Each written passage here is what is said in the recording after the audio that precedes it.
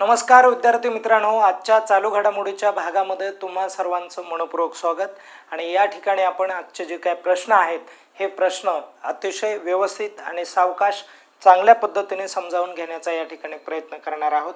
बघा विद्यार्थी मित्रांनो, या ठिकाणी काय म्हटलं आहे तर जागतिक सामाजिक न्याय दिन म्हटलं आहे आणि जागतिक सामाजिक न्याय दिन हा जो आहे हा का साजरा केला जातो, या पाठीमागचं काय कारण आहे, केव्हापासून साजरा केला जातो, कुणाकडून साजरा केला जातो, हे सगळं एक्सप्लेनेशन देण्यासाठी मी असिस्टंट प्रोफेसर रमेश घोरपडे तुमच्या समोर या प्रश्नाचं विश्लेषण देत आहे। अगोदर आपण समजून घेऊयात जागतिक सामाजिक न्याय दिन हा कधी साजरा केला जातो। तर हा विद्यार्थी मित्रांनो 20 फेब्रुवारीला साजरा केला जातो आणि हा केव्हापासून, हा कोणत्या संस्थेच्या माध्यमातून साजरा केला जातो तर युनायटेड नेशन ही जी संस्था आहे या संस्थेने निर्णय घेतला की हा जो दिवस आहे हा दिवस आपण साजरा करू। कधीपासून कधी निर्णय घेतला होता तर 20 फेब्रुवारी 2009 ला निर्णय घेतला होता आणि तेव्हापासून आज तागायत हा जो दिवस आहे हा दिवस आपण साजरा करतो। यासाठी साजरा करतो की समाजामध्ये लोकांना न्याय मिळाला पाहिजे, कोणत्याही व्यक्तीवरती अन्याय झाला नाही पाहिजे, हा या ठिकाणी महत्त्वाचा उद्देश आहे। आणि याची एक थीम आपल्याला परीक्षेमध्ये विचारली जाते आणि थीम लक्षात राहू द्या मित्रांनो, थीम काय आहे बघा, मी तुम्हाला लिहून देतो, व्यवस्थित समजावून घ्या, मराठीमध्येही सांगणार आहे, काळजी करू नका। थीम अशी आहे बघा, renewed commitment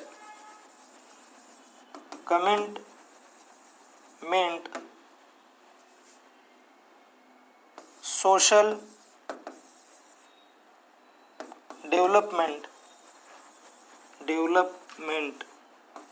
and social justice, अशा पद्धतीची ही थीम आहे जस्टिस। ह्याचा अर्थ काय होतो बघा, तर सामाजिक न्याय व सामाजिक विकास यामध्ये एक पुनर्निर्धार करण्याचा जो काय प्रयत्न आहे हा या ठिकाणी केलेला आपल्याला बघायला मिळतो। कारण रिन्यूड कमिटमेंट म्हणजे काय तर पुनर्निर्धार करणे, काय करणे, पुनर्निर्धार करणे, ठीक आहे। म्हणजे परत एखाद्या गोष्टीवरती व्यवस्थित विचार करणे किंवा त्याच्यासाठी काम करणे। आणि कुठल्या गोष्टीसाठी काम करायचं आहे, सोशल डेव्हलपमेंट आणि सोशल जस्टिस। डेव्हलपमेंट म्हणजे विकास आणि जस्टिस म्हणजे काय तर न्याय, अशा संदर्भामध्ये विचार केला जातो। बघा आता भारताच्या तेजस्विन शंकरने पुरुषांच्या हेप्टाथलॉन या स्पर्धेमध्ये कोणतं पदक जिंकलेलं आहे तर याचं करेक्ट उत्तर काय, सुवर्ण पदक त्यांनी काय केलेलं आहे, जिंकलेलं आहे, हे देखील लक्षात राहू द्या। आणि या स्पर्धेमध्ये वेगवेगळ्या स्वरूपाचे 7 काय केले जातात तर खेळ खेळले जातात, हे देखील तुम्हाला लक्षामध्ये ठेवायचं आहे। आपण पुढे जाऊयात तर बघा, आणि इथे हे पण लक्षात राहू द्या की तेजस्विन शंकरने किती गुण प्राप्त केले होते, 5993 गुण मिळवून तो जगामध्ये पहिला काय ठरलेला आहे, खेळाडू ठरलेला आहे, लक्षात राहू द्या। आपण पुढे जाऊयात, बघा काय म्हटलंय, केंद्रीय मंत्री शिवराज सिंग चौहान हे केंद्रीय कृषी मंत्री आहेत आणि यांनी शेतकऱ्यासाठी AI आधारित डिजिटल सहचर प्लॅटफॉर्म जो आहे हा लॉन्च केलेला आहे आणि ज्या प्लॅटफॉर्मचं नाव काय आहे, भारत विस्तार आहे। आणि हा प्लॅटफॉर्म लखनौ या ठिकाणी काय केलेला आहे, लॉन्च केलेला आहे। आणि कोणत्या राज्यामध्ये ते तर उत्तर प्रदेश या राज्यामध्ये बघायला मिळतं। आपण पुढे जाऊयात, काय म्हटलंय बघा, पंतप्रधान नरेंद्र मोदी आणि फ्रान्सचे अध्यक्ष म्हटलं आहे ज्यांचं नाव इमॅन्युअल मॅक्रॉन असं आहे। आणि हे जे इमॅन्युअल मॅक्रॉन आहेत हे भारत भेटीवरती मागे आले होते, हे सर्वांना माहिती असेल।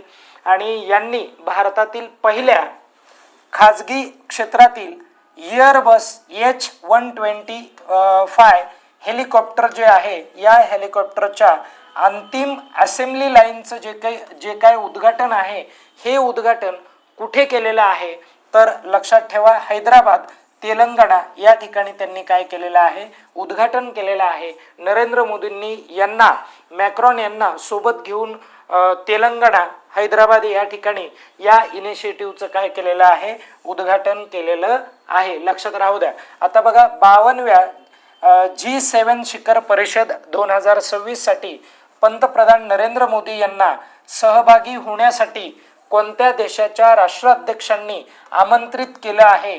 तर लक्षात राहू द्या, याचं करेक्ट उत्तर फ्रान्स आहे. तुम्हाला यावरती प्रश्न कसे विचारले जातील तर G7 शिखर परिषद ही कुठे आयोजित केली जात आहे? तर त्याचं करेक्ट उत्तर काय लिहायचं तुम्हाला? फ्रान्स लिहायचं आहे, बरोबर.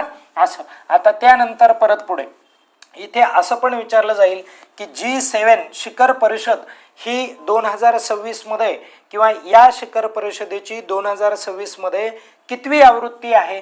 तर त्याचं उत्तर काय लिहायचं आहे तुम्हाला? 52वी आवृत्ती आहे. ओके. आता त्यानंतर बघा, पंतप्रधान नरेंद्र मोदी यांना G7 शिखर परिषदेमध्ये कोणत्या राष्ट्राध्यक्षांनी आमंत्रित केलं आहे? तर इमॅन्युअल मॅक्रॉन यांनी काय केलेलं आहे? आमंत्रित केलेलं आहे. म्हणून हे देखील लक्षात राहू द्या. अशा स्वरूपाचे प्रश्न तयार होतात. खालीलपैकी कोणत्या जिल्ह्यात प्रथमच पक्षी मित्र संमेलन जे आहे हे पक्षी मित्र संमेलन आयोजित केलं जाणार आहे? तर खालीलपैकी कोणत्या जिल्ह्यामध्ये म्हणाले? तर रत्नागिरी हा जिल्हा आहे. लक्षात राहू द्या. आता इथे काही गोष्टी लक्षात ठेवा. हे जे पक्षी मित्र संमेलन आहे, हे पक्षी मित्र संमेलन हे 39वे पक्षी मित्र संमेलन आहे. कारण एक 38वे पक्षी मित्र संमेलन जे होतं महाराष्ट्र पक्षी मित्र संमेलन, हे पक्षी मित्र संमेलन अमरावती या ठिकाणी भरलं होतं. ठीक आहे, अमरावती. आणि हे कधी भरलं होतं मित्रांनो? तर ते पण सांगतो, नोव्हेंबर 2025 ला भरलं होतं बघा. आणि आत्ताचं जे काय पक्षमित्र संमेलन आहे हे पक्षमित्र संमेलन प्रामुख्याने रत्नागिरी या ठिकाणी भरलं जात आहे. आणि हे पक्षमित्र संमेलन कुणाच्या माध्यमातून काय केलं जात आहे? तर म्हणजे अस्तित्वात आणलं जात आहे किंवा आयोजित आपण म्हणूयात. आयोजन कोण करत आहे? तर जिल्हा नियोजन समिती. कोण करत आहे? बघा, जिल्हा नियोजन समिती व वन विभाग या वन विभागाच्या अंतर्गत, ठीक आहे, वन विभाग या वन विभागाच्या अंतर्गत या पक्षी मित्र संमेलनाचं आयोजन केलं जात आहे.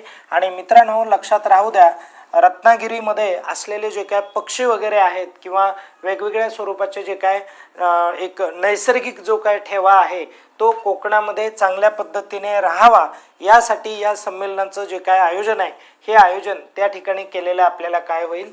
दिसून येईल. आपण थोडंसं पुढे जाऊयात. नंतरचा प्रश्न बघा, आसाम सरकारने काय केलं? चहा बागायतदार जमाती ज्या काय आहेत आणि त्याचबरोबर आदिवासी समुदायांसाठी क्लास 1 ची जी काय पदं आहेत आणि क्लास 2 ची जी काय पदं आहेत या राज्य सरकारी नोकऱ्यांमध्ये किती टक्के आरक्षण जे आहे हे आरक्षण मंजूर केलेलं आहे. कोणत्या सरकारने? आसाम सरकारने मंजूर केलं. तर किती टक्के मंजूर केलं? तर 3% आरक्षण जे आहे हे मंजूर केलं. 6व्या महाराष्ट्र राज्य वित्त आयोगाचे अध्यक्ष कोण आहेत? तर त्याचं करेक्ट उत्तर काय आहे? नितीन करीर हे काय आहेत? त्याचे अध्यक्ष आहेत. आणि नितीन करीर यांनी, आता हा सध्याचा आयोग कितवा आहे? 6वा आहे. आणि यांनी काय केलं? तर यांनी जो काय वार्षिक वित्त हे अहवाल आहे हा अहवाल राज्यपालाकडे सादर केला. आणि राज्यपाल सध्याचे कोण? तर आचार्य देवव्रत हे आहेत.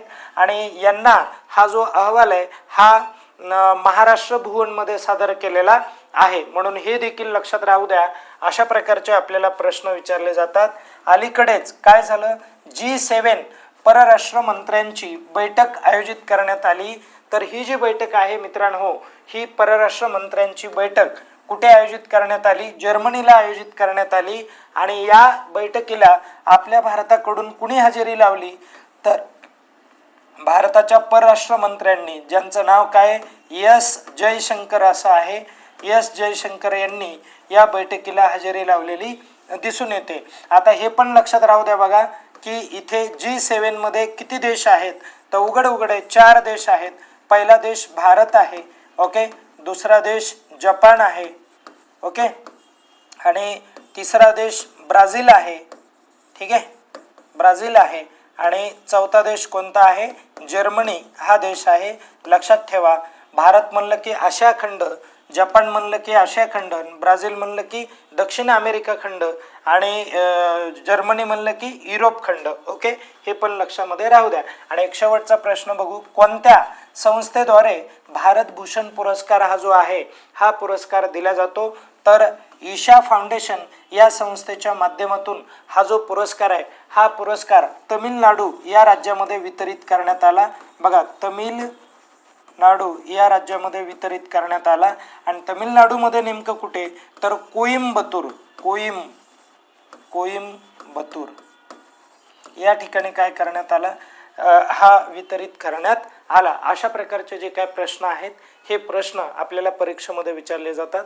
याचं विश्लेषण तुम्हाला चांगल्या पद्धतीने मिळतं. या ठिकाणी आपण थांबूयात. परत एकदा पुनश्च नेक्स्ट लेक्चरमध्ये भेटणार आहोत. तत्पूर्वी स्वतःची काळजी घ्या आणि अभ्यास करत राहा. धन्यवाद.